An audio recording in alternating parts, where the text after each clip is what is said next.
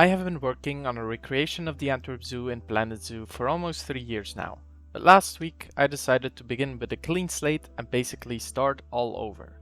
Using a relatively accurate map of the zoo, my plan is to go over my previous work section by section to see what I can keep, what needs to be reworked, and what needs to be redone completely. This week I decided to tackle the corner of the zoo, which includes the Flemish garden, the koala building, the okapi enclosures, the small monkey house, and the African penguin building. Some of the buildings in this little corner of the zoo were among my first creations in MacLeod Zoo, so it'll be interesting to see how much my building skills have improved since then. Let's have a look at the penguin enclosure first. I originally made this back in January of 2021, and you can definitely see that my building skills at that point were not as good as they are today. Back then we didn't even have African penguins in the game yet, so we've gone a long way since then.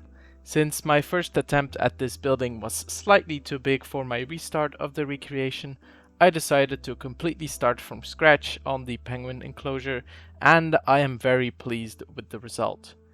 This new version does way more credit to the real-life version and brings the typical architecture alive in MacLeod Zoo.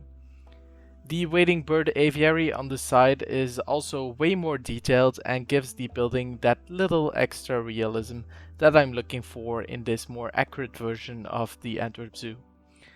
I decided to keep my original work I did in terms of foliage and rockwork since it was pretty spot on from the get-go.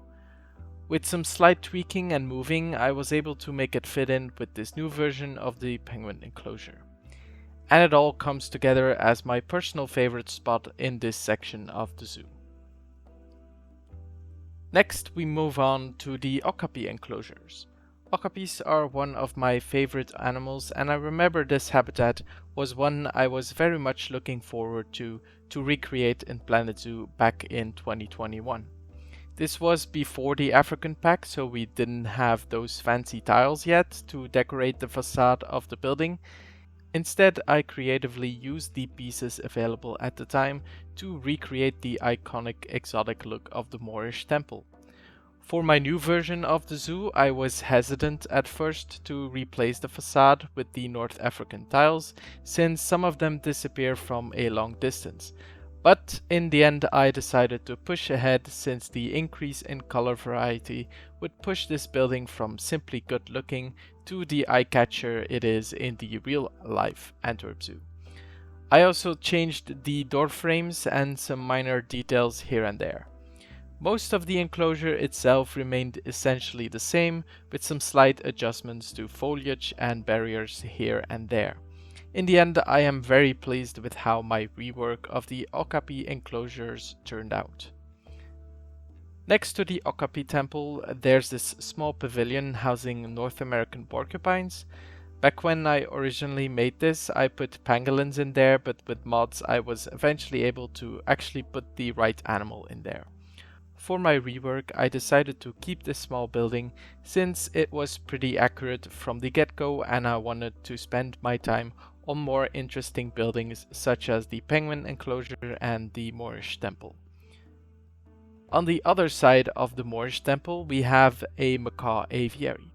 This is actually one of the buildings which has gone through the most reworks in my old recreation save, but now I decided to give it one last rework.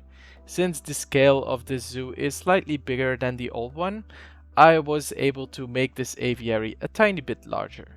This allowed me to spend more time on details like these little horizontal bars on the aviary mesh. My hope is that if Frontier added birds in a future DLC, this new aviary will be big enough to include an exhibit to house them. Next we have the exterior of the small monkey house. In terms of scale and accuracy, I had it pretty spot on in my original attempt, so all I had to do was slightly adjust the rockwork so it would match up with the outlines highlighted on the map I'm using. The water level is too low for my taste, but I couldn't be bothered to struggle with it for an hour, so let's just say it's a very hot day and the water level is lower than usual as a result. And last but not least, we have the absolute highlight of this section of the zoo, the Flemish garden and the surrounding buildings.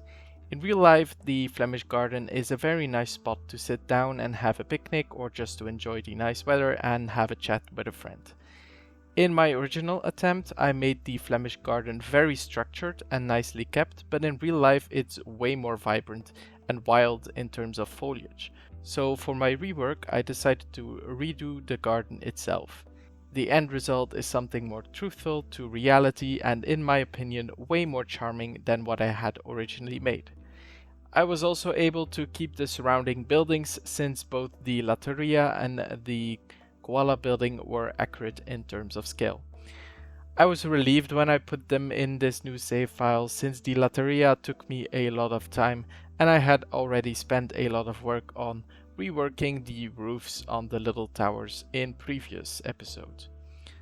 All in all, I'd say the decision to start over and rework some of the older buildings in my recreation has been a good decision.